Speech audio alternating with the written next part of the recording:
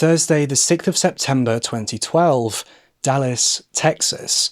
Sherry James went to pick up her daughter from school at around 4 p.m.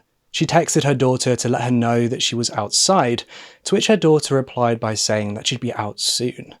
But as the 10-minute wait turned into 20 minutes, then 30 minutes, Sherry James began to panic.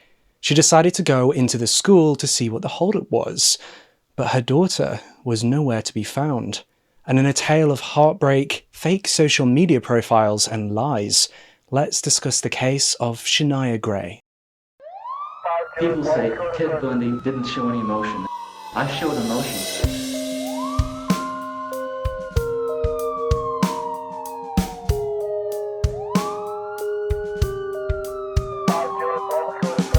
I'm not guilty.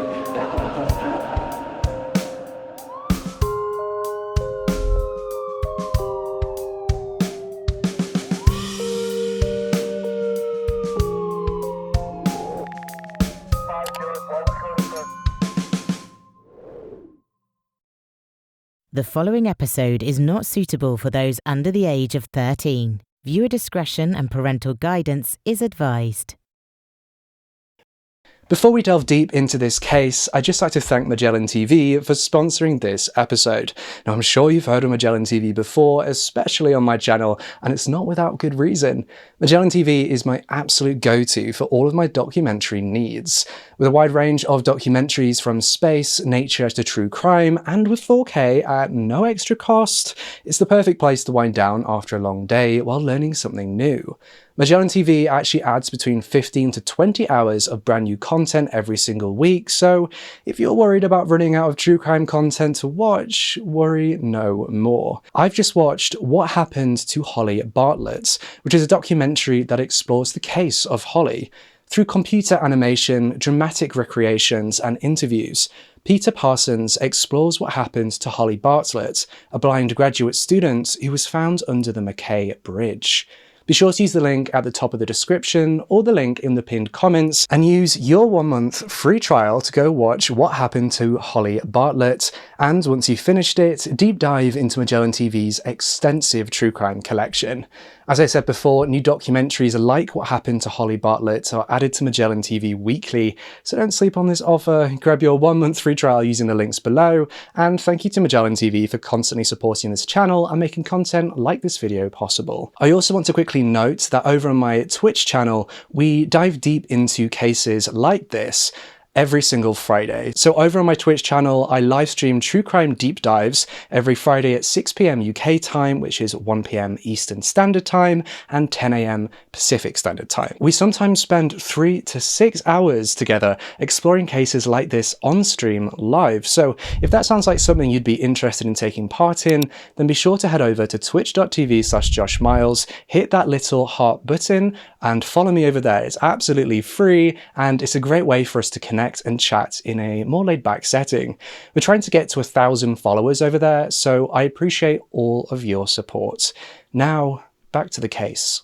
Thursday, the 6th of September 2012 started just like any other normal school day for 16-year-old Shania Gray. The weather was perfect for an early September day, sunny and warm, and a lovely way to round off her first week at a new school. Shania Ambriel Gray was born on Friday the 29th of March 1996, and her mother Sherry was over the moon with the daughter that she had just brought into the world. Shania was a lovely child and was popular throughout her childhood. She had a beautiful singing voice and was often heard singing to herself around the house. She liked to film herself singing and often showed her friends and family who loved to encourage her. In September of 2012, Shania was a high schooler at Hebron High School in Dallas, Texas. She was well liked by her peers and had a good group of supportive friends. She was a strong student who constantly brought A grades home, and because of this, she was well liked by her teachers too. With her grades and the trust she had gained from her teachers, Shania was asked to be a tutor for other students who were struggling in her grade, again showing the type of person that she was. She was a good tutor, and this only further increased her likability within the school. She was known as a great person to be around and always willing to help someone. Away from academia, Shania was an avid athlete and was well known for her prowess on the track, where she competed in a number of different events. Shania liked to work hard and was always trying her best. She liked to train on the school field to improve her times and form on the track. All this hard work and extra training paid off as she grew up, and Shania was often in the medals. Shania was so focused on her athletic career because she was hoping to go to college on a track scholarship. All in all, Shania was the perfect daughter, the kind of daughter that so many parents could only dream about. In December of 2010, at the age of 14, Shania decided that she wanted to get a job so that she could have some extra spending money. After pondering on what job she wanted to do, she decided that the best job for her would be babysitting. She started asking around the local area and people at school if they knew anyone who needed childcare, and she quickly found work. Shania started babysitting for a single mother in the local area, and she really enjoyed it. She looks after the child often and enjoyed the time she spent with the little girl. The only problem Shania found with this job was the father of the child. While she was babysitting for the single mother, the father would often turn up to the home to spend time with the child, and he made Shania feel very, very uncomfortable. This man was called Franklin B. Davis. Davis was a 28-year-old local man who was also known by the name of Wish. At first, there was little interaction between Shania and Davis, but Shania found something off-putting about his presence. After a while, Davis started making small remarks to Shania which she didn't like. He would say that she looked too grown up for her age and that she had a pretty face. Bear in mind she was 14. After a while, Davis got more comfortable around Shania and started making advances towards her, flirting with her and trying to get her to like him. Eventually, Davis gave up on trying to get her to like him and just decided to take advantage of her. A fully grown 28-year-old man had no trouble in pulling a 14-year-old girl around, and unfortunately for Shania, she had no way to defend herself. He used brute force to get her into bed, where he sexually assaulted her and raped her. Once he was finished, he threatened her, saying that if she told anyone what had happened between them, he would hurt her friends and family. Now, this scared Shania so much that she kept quiet and didn't tell anyone what had happened. Shania was terrified of something happening to her family. Shania felt like she couldn't quit the job because there was nothing wrong with the mother or her child, and it wasn't often that she actually saw Davis. Due to her silence and her feeling of obligation towards the mother and the child that she was babysitting, this happened 3 more times. Finally, Shania had enough and quit the job.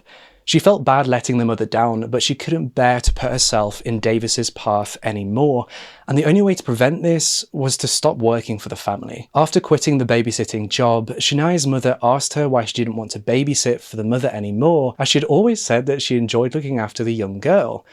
After a bit of persuasion, Shania ended up telling her mother what had happened. And like any good parent, her mum pressed charges against Davis for the sexual assault and numerous rapes. Even with these charges being pressed against Davis, nothing much happened. He was arrested on these charges in July of 2011, but made bail. And by 2012, the case was still waiting to go to court. The court proceedings for the case were scheduled to commence on the 29th of October 2012, and by this point Shania had moved schools and had started to put the issue and the trauma with Davis behind her, trying to move forward with her life. At some point in 2012, the case reached the ears of Davis's boss, and because of the nature of these charges, sexual assault on a minor, Davis's boss decided to let him go. Due to being fired from work, Davis could no longer provide for himself or his 4 children. And with the looming trial date and financial problems, Davis became depressed. Quote, "I need help because the depression that I was under wasn't normal," he said. "Nobody helped me." He said he sought help from a pastor who prayed for him. Then he called a suicide hotline, but nothing worked. He couldn't get himself out of the hole he had dug himself into, so he tried to come up with a plan. By the way, quick caveat, quick side note, I feel no sympathy whatsoever towards this man. I only feel rage and hate towards this man. Even with just the information that we've discussed, you'll understand even more as we progress through this case, but the way that he acts as if he's the victim, No way. No way, Jose. No, no, no, no, no. One day, Shania received a new Facebook request from a young man called D. Shania thought nothing of this friend request as she had moved schools and had a lot of new people adding her on social media, and so she accepted it. D was a 19-year-old who works for the military, and from his profile, he seemed very attractive. Shania was flattered and happy that she was gaining this attention from an attractive older guy and welcomed the friend request. Quick side note, why is it a thing for people to want to be hit on by older people when they're in high school? What is with that? Once the request had been accepted by Shania, he immediately started messaging her, wanting to get to know her. He even implies that he knew her through his cousin, who she was friends with, and that's how he found out about her. This connection that Shania didn't really question was what made Shania a lot more comfortable with speaking to D. Bear in mind, Shania is still a minor here, so her own critical thinking skills and all those skills that you develop as you go into adulthood aren't fully developed. Surely someone she knew wouldn't talk about her to a creep or a stranger. Over a period of time, D and Shania became really close. They spoke on the phone and regularly messaged. Shania became so comfortable with D that she even mentioned the sexual assault and rapes that had happened to her. D did exactly as Shania hoped he would. He listened to her and sympathized with her problems. After talking to D about the trial and what happened to her, the conversations went back to normal. Or so Shania thought. In the middle of other conversations with no relation to the trial, he would bring it up and ask her about it. How was the case on her side going? Were there any updates? What was she going to say in court? It's like he became obsessed with knowing everything about the trial. Even when Shania told him she didn't want to talk about it, he would persist. Despite this odd obsession with her trial, Shania continued to talk to D. On Thursday, the 6th of September 2012, Shania's mother went to school to pick her up after she had finished tutoring after school, and she arrived at the school at around 4 p.m, texting Shania that she was outside the school at the front, and that she should come out once she had finished the tutoring. Shania replied to her mum saying that she would be out soon. Shania's mum stayed outside the school waiting for her for 10 minutes, then 30 minutes, then 45 minutes, and eventually she decided to get out of her car and walk into the school and search around and look in the places where she knew Shania would have been, such as the classrooms where she usually tutored and places such as that. And after searching and not finding Shania, her mum went to the school office to try and get some answers on where her daughter could be. Now, the office themselves, they were really unhelpful in this case. They told her the room number that she should have been in, to which Shania's mum told them that she had been there and she'd already checked there. And after hearing that she hadn't been in the room, the office then told her not to worry and that Shania had probably just left school with her friend and that they couldn't help her anymore. Annoyed with how unhelpful the office was, Shania's mum went home and told her husband about Shania not being at school. Both of them were concerned and decided that they needed to try and find her. She'd not been responding to any texts or phone calls following the last text message that she sent to her mum when she was at the school, where she said that she'd be right out. The pair spent all night trying to get in touch with Shania, trying to find her, but they couldn't find her. And knowing that enough time had passed, the pair decided to go to the police to report Shania as missing. When they arrived at the police station, they were shocked by what they were told. After telling the police about not being able to find Shania, they were told that Davis, the man who had sexually assaulted and raped Shania, had been let out on bail a month ago. Shania's mum and stepdad were appalled and shocked that they had never been informed about his release. Knowing that he was out of police custody and in the area, Shania's parents and the police went back to the school to try and figure out a timeline. Back in the school with the police, they were able to gain access to the CCTV so that they could track her movements. On the CCTV, they saw Shania in a hallway texting before walking away towards the back of the school. Now, this was strange, as Shania's mum was parked at the front of the school, as that was where the older students were picked up. The back of the school was where the younger students were picked up, so it was very strange that she was headed in that direction.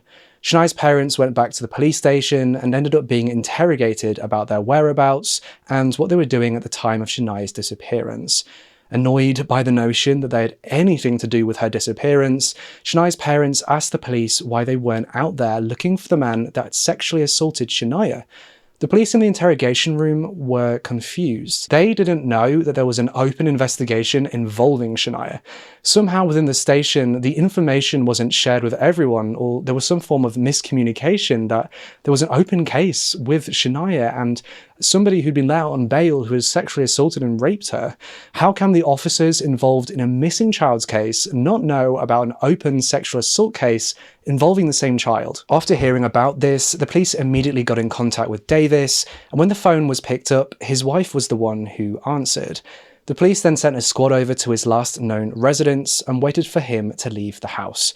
Within 5 minutes of his wife hanging up the phone with the police, Davis was seen leaving the house.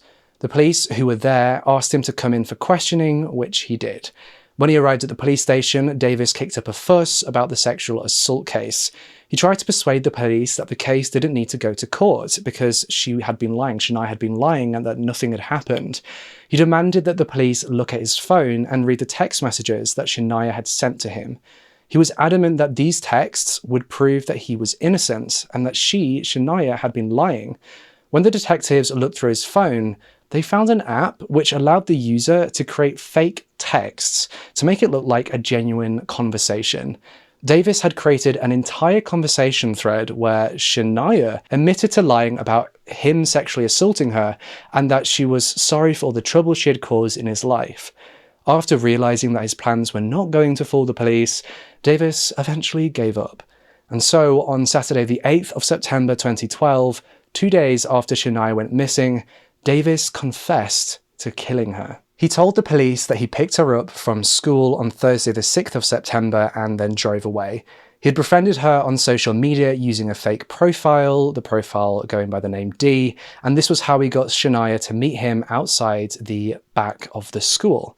He messaged Shania as D and told her that he really wanted to meet her and that she should meet him at the back of the school. He told her the type of car to look out for, and when she arrived at the car, she was met with an armed Davis. Shocked to find Davis instead of this D that she was hoping to meet, Shania tried to leave, but Davis was having none of it. Telling her that he only wanted to talk to her about the assault case, she reluctantly agreed to get into the car.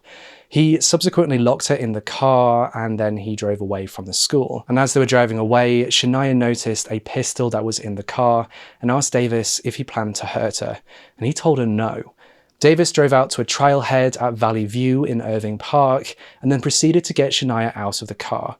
Walking himself and Shania down the trail, they eventually came to a stop at the edge of a river, where Davis shot Shania twice. He shot her twice, causing her to stumble back into the edge of the river, but Davis pulled her back towards him and knocked her to the floor. Once she was on the floor, Davis stepped on her neck to ensure that he blocked her airways. He then apologized to her, asking for forgiveness from God, and rolled her into the water. He then made his way back to the car and drove back home and acted like nothing had happened.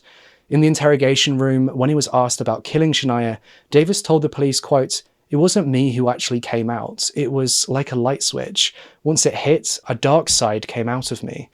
By the time the police were done with the interview and went to the crime scene that he had described, there had already been a police presence there. As it turned out, a cyclist had stumbled across the body of a teenager near the edge of the trail near Valley View Lane in Irving Park, and this cyclist had already called 911. Her body was found at the edge of the Trinity River, which flows through Irving Park, which was less than a 20-minute drive from Shania's school. Davis was then arrested on Saturday the 8th of September and was held in Dallas County on a capital murder charge, where his bond was set for $2 million. The police had a lineup of cars looked over by cadaver dogs, and these dogs picked out Shania's scent in the car that belonged to Davis, so this ended up giving the police more evidence against Davis. The police also looked through his phone, and it was revealed that Davis and Shania's phones were in the same area at the same time at Hebron High School at about 4 p.m. on Thursday the 6th of September. With all of this evidence against him, Davis knew that he wasn't going to get away with this. The trial against Davis started on Friday the 15th of November 2013.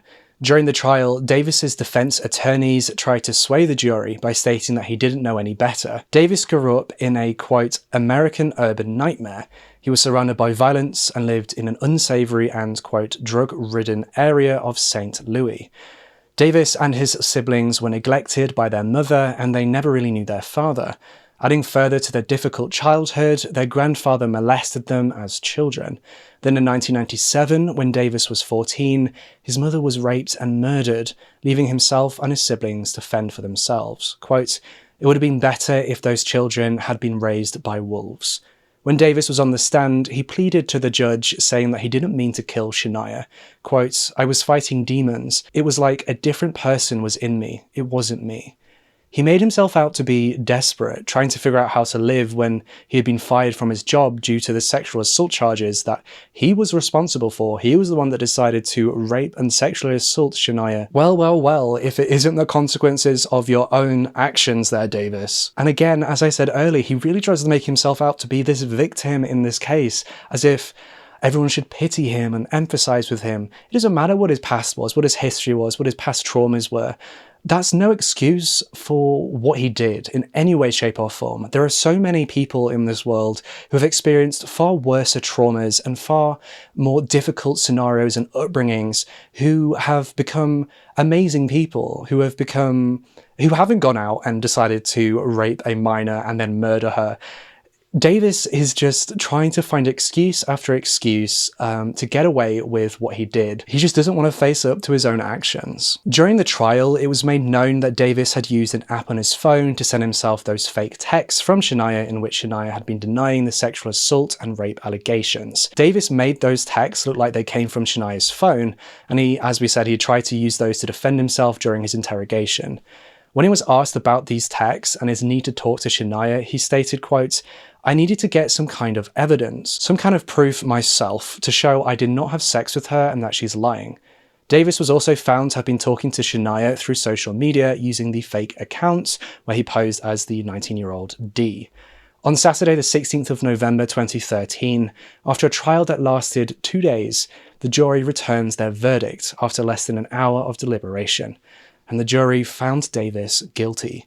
He was subsequently sentenced to death for the capital murder of Shania Gray. Davis is now waiting on death row, incarcerated at the Allen B. Polunsky unit in West Livingston, Texas. And I hope that this sentencing and the outcome of this trial and the speediness of this trial has been able to provide justice for Shania's family, and that Shania's family and friends are able to move forward with their lives with the loving memories of Shania in their hearts. And that's everything that I have for you in today's case. Make sure you comment down below to let me know your thoughts and opinions on this case. Now, if you guys want to join in while we go through true crime cases live, head on over to my Twitch channel. We do true crime deep dives every Friday at 6 p.m. UK time, which is 10 a.m. Pacific time and 1 p.m. Eastern time. But do let me know if there's a better day or time that you think would work better for these deep dives.